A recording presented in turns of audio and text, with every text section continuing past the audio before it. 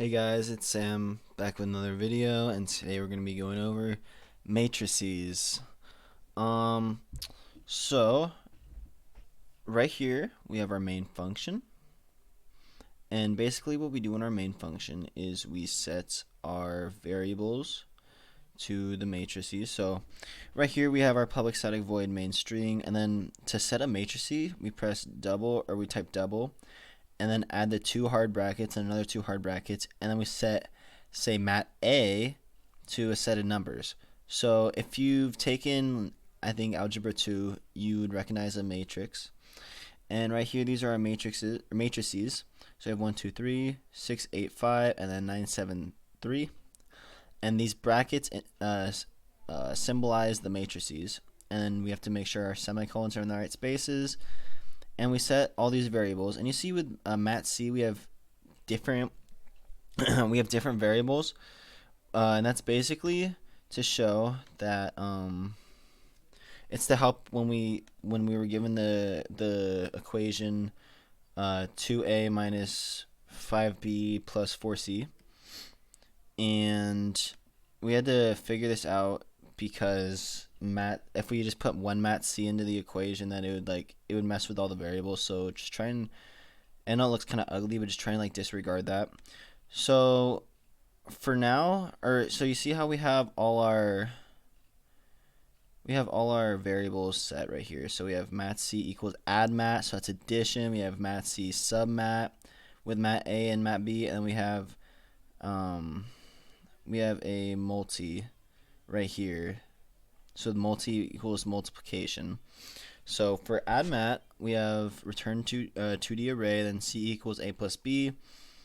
We explain that in this little section of information. And one thing to note is when you see an I here, I's represent rows while J's represent columns. So basically in this code, we're just explaining, or we're typing out rows and columns to get a specific number. So if I just give you the I, it'll give you the entire row. So you'll have three numbers, like all three numbers. But if I give you a column along with the row, then it'll come down to one number, and specifically. So we have all this code in our main code, and if you get down here to the method, this is where we actually type out this code. So that's the code to print. This is where the code actually, this is how we make the code make sense. So we have mat c I plus j, or ij, so that's row column, mat a ij, so row column, plus mat b ij.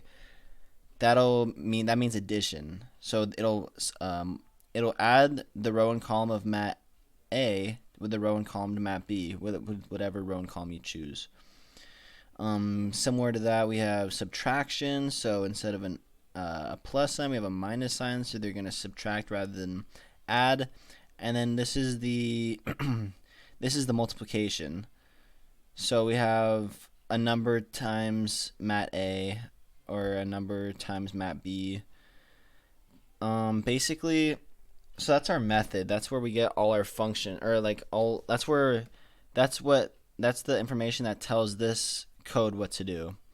So we have that equation I mentioned earlier, which was 2a minus half b plus 4c.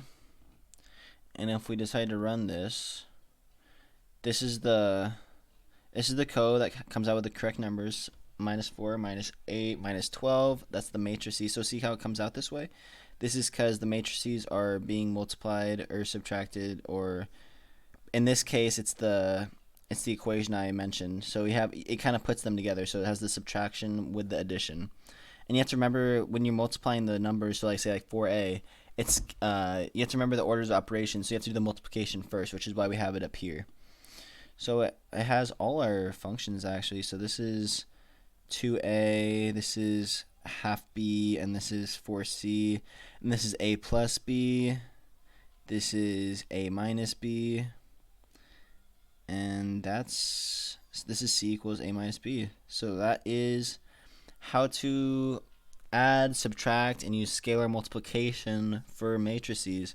Thank you, and hope to see you on the next video.